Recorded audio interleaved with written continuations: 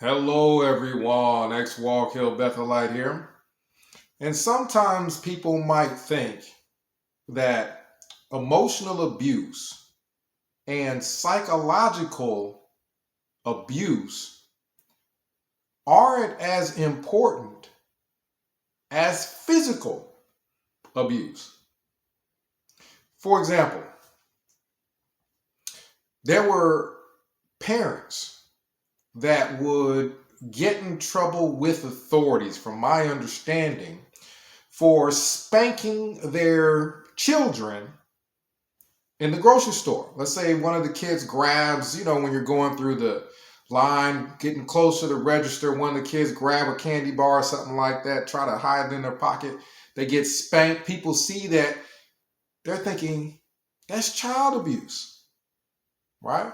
People get upset when they think of physically abusing a child. Well, here's the problem. People are made up of more than just the physical nerves that can feel pain. We're also emotional creatures. We can be hurt emotionally. We're also psychological creatures in makeup. Our mental psyche can be damaged. For example, a person can go to war, not be physically shot, not be physically hit with shrapnel, but see one of their comrades shot right in front of them. I've heard stories where you got people in a Humvee and the one soldier is sitting, let's say, in the driver's seat, and he sees his friend get his head blown off right beside him in the passenger seat. Well, he wasn't physically injured. The one that was not shot was not physically injured, but he was damaged significantly. Psychologically, emotionally. There's more to humanity than just the authorities worrying about someone being physically assaulted or attacked or damaged. What about our psyche? What about our emotions? Jehovah's Witnesses have done untold damage, psychologically and emotionally. This should be important. This should be something the authorities look into. Let me give you an example. Let's say you're a teacher at a school and kids come in to your class. They're not physically harmed. There's no bruises. There's no scratches. Not a hair on their head has been physically touched. But that child is damaged emotionally, psychologically. Why? Because their parents taught them from very young that Santa Claus, something everybody knows about, right? Except for these parents have a different teaching about Santa Claus. Not the same teaching everyone has. They've got a different version. And in this version, if the children don't do everything the parents say, if the children don't do every assignment correctly in school, there's this man called Santa Claus, and he can see if you are good or bad. And there's a certain time in December where he literally climbs into your chimney. Again, this is not the same teaching everybody has on Santa. These children have their parents taught them a different version of it.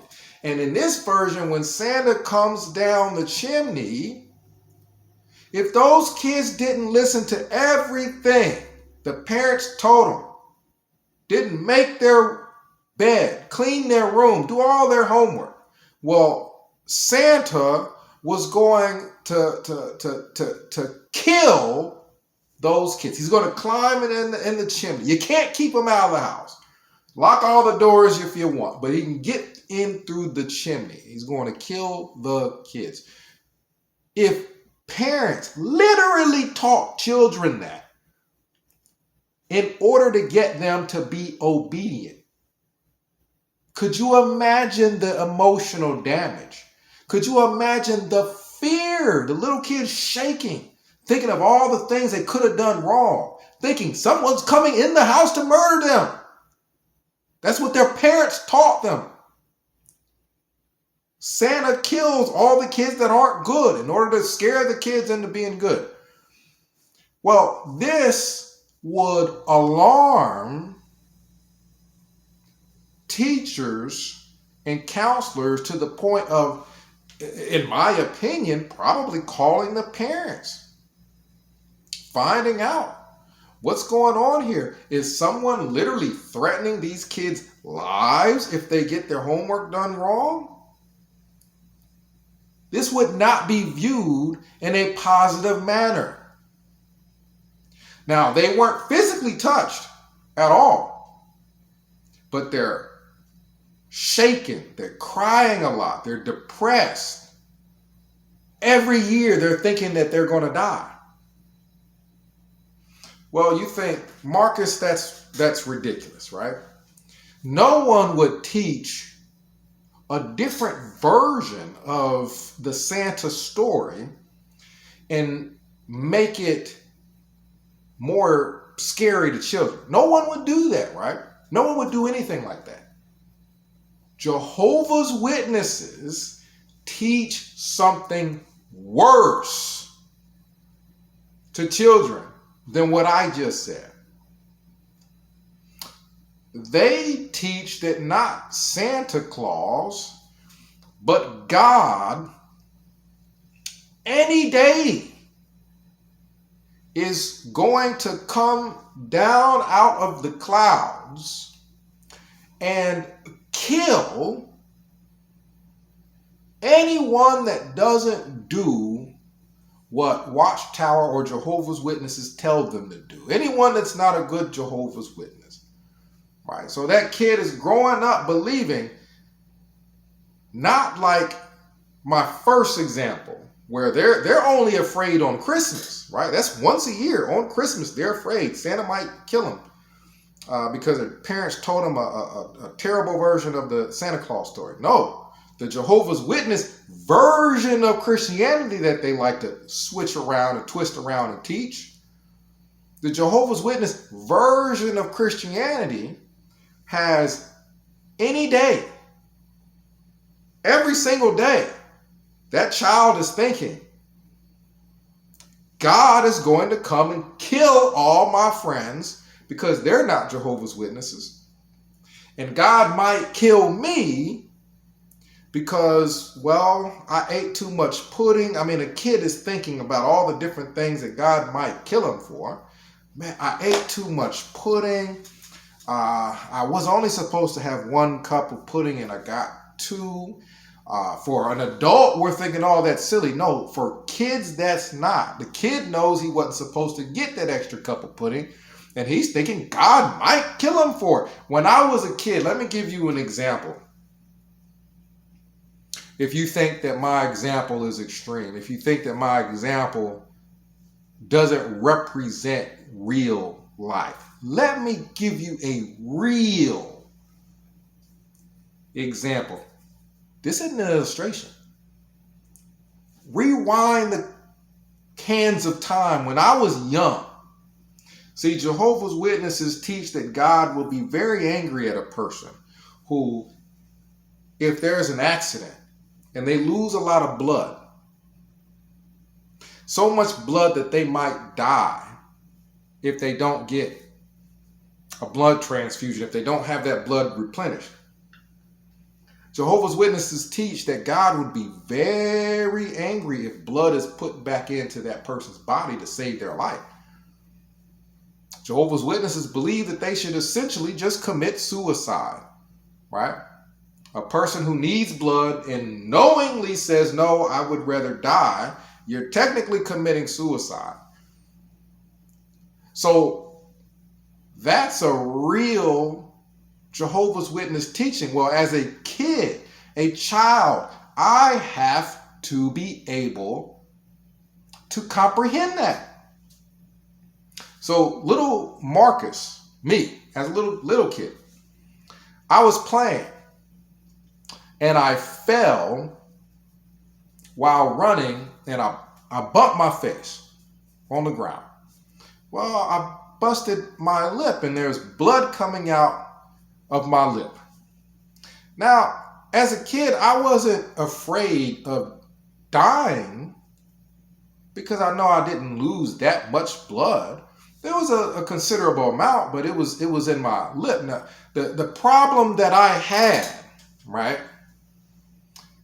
And this is not an illustration. This is real life. I remember this. The problem I had was that I busted my lip on the inside and on the out. Blood was in my mouth.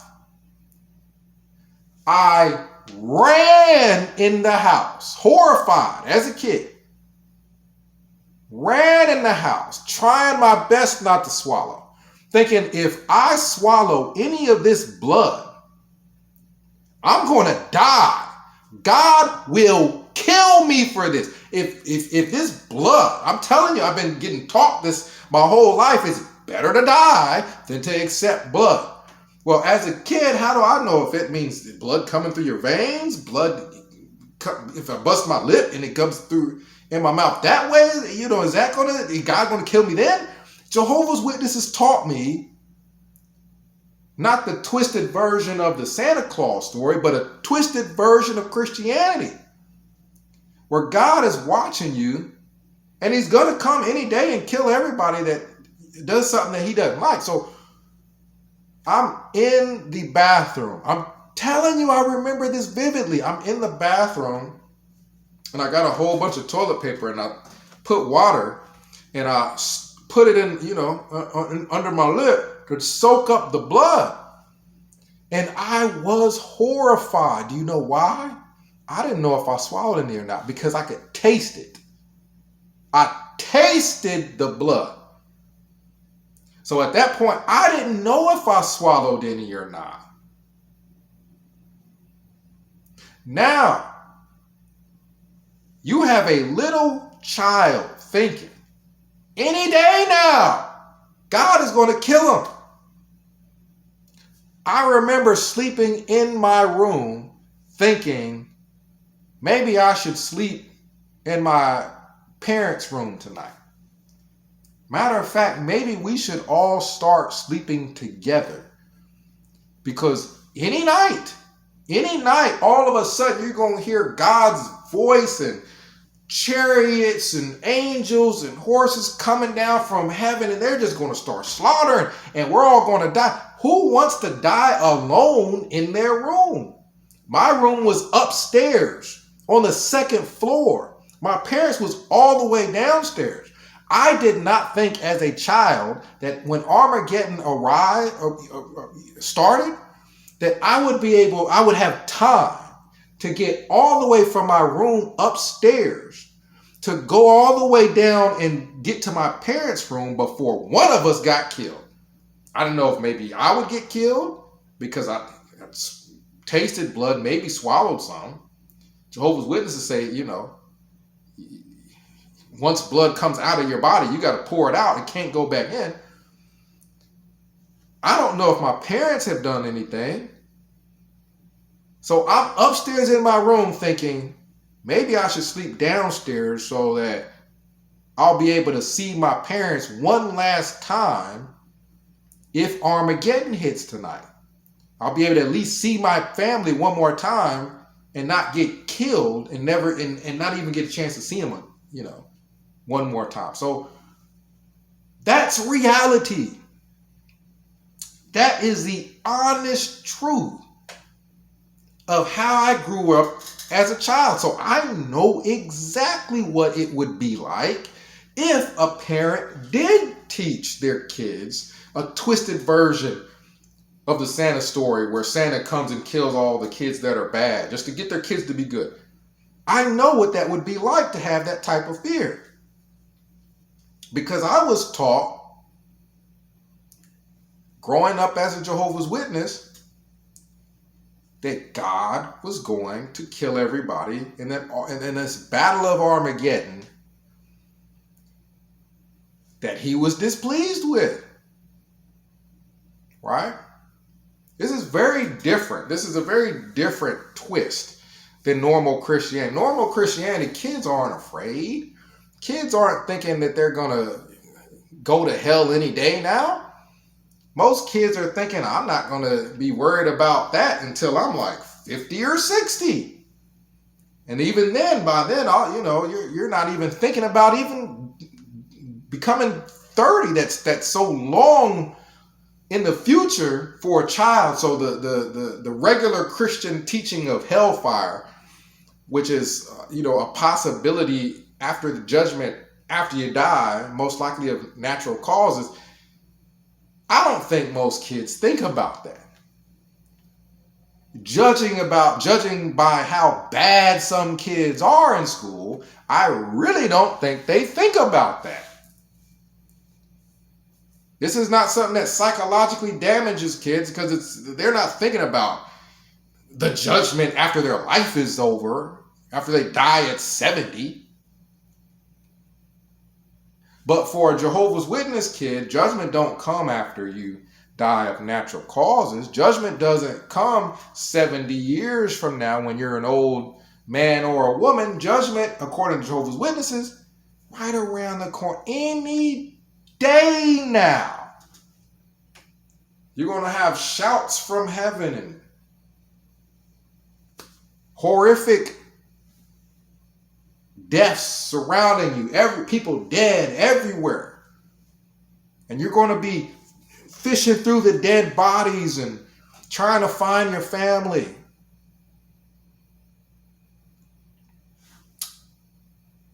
Do we think as a society that physical harm is all we care about? We don't care if a person is psychologically damaged. We don't care if a person is emotionally damaged. It's okay to do that.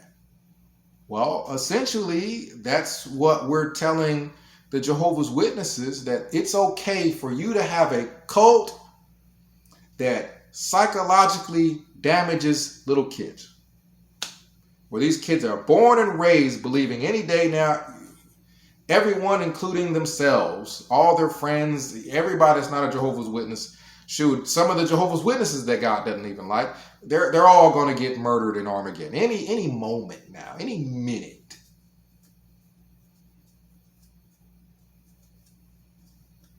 Think about that.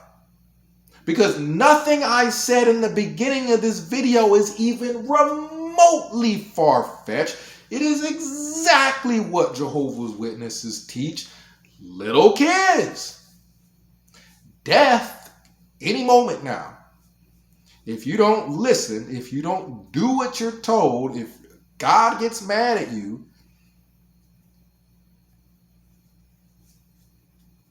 you don't believe that Jehovah's Witnesses are that extreme? Well, Stephen Lett just said babies are the enemy of God. Right? Stephen Lett said, why would somebody say, oh, look at that innocent little baby? Why don't they just say, look at that little enemy of God?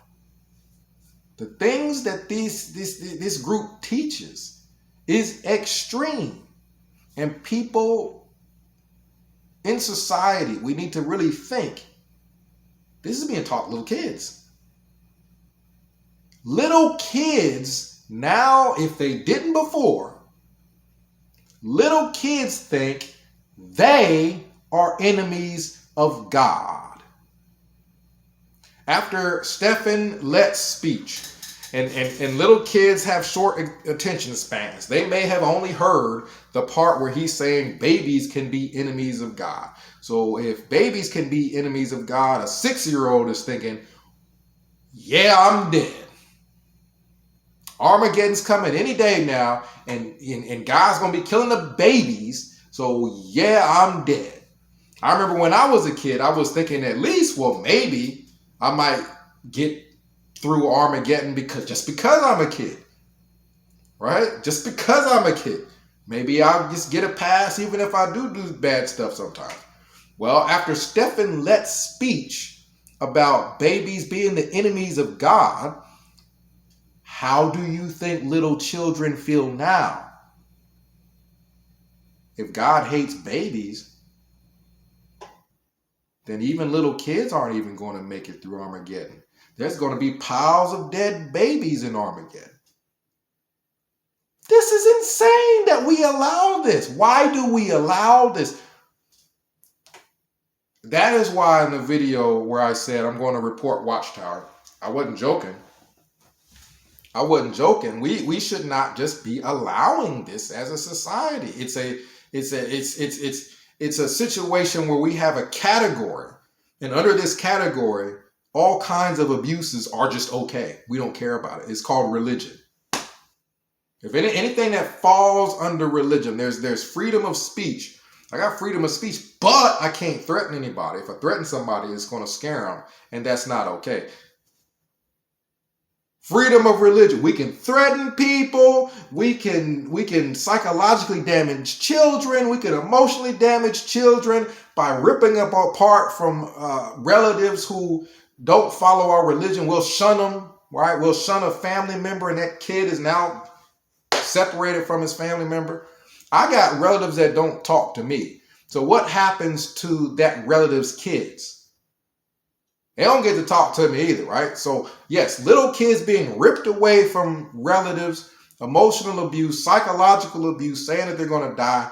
For what some reason in society, we believe as long as this happens under the umbrella of a religion, it's okay. No, it's not.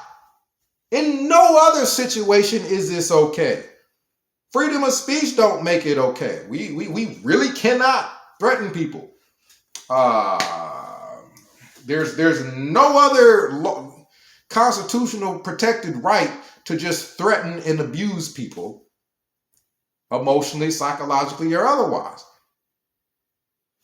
Religion is the only thing we allow whatever, right? I don't know if maybe the government is thinking, well, religion keeps people under control, so long as we're keeping them under control, we don't care if religion can just do what you want to do. Just as long as you keep all these people under control, we don't care what you tell them or what happens to them or how damaged they are.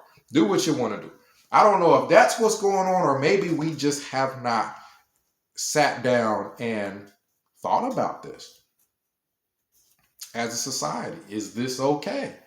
Is this something that maybe the courts need to look at?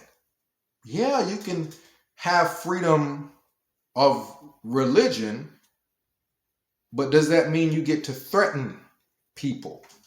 As long as it's in the name of religion, do you get to just do whatever you want? Comment down below. Let me know what you think. We need to start this discussion of freedom of religion. We already talked. I mean, come on now. Freedom of speech.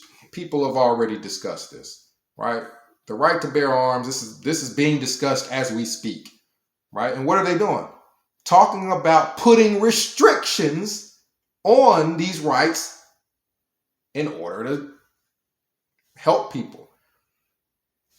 Why isn't freedom of religion, if every other freedom is on the table for discussion so that we can just at least make sure it's safe, this is a freedom that's being exercised in a safe manner, why isn't freedom of religion on the table to at least discuss with these extreme religions like Jehovah's Witnesses? 937-789-4029. Let's discuss it. Let's figure out, who can we bring this to? I kid you not. If I find out where the mayor's is I'm going to go to that building and just ask them, hey, who can I talk to about this? This is something that needs to be put on the table for discussion, even if it's 3-4 years from now, when you finally get to it. It needs to at least be heard by someone as to what Jehovah's Witnesses are doing. So I'm going to do that. Comment down below. Let me know what you think. X Wall Kill Bethelite signing out.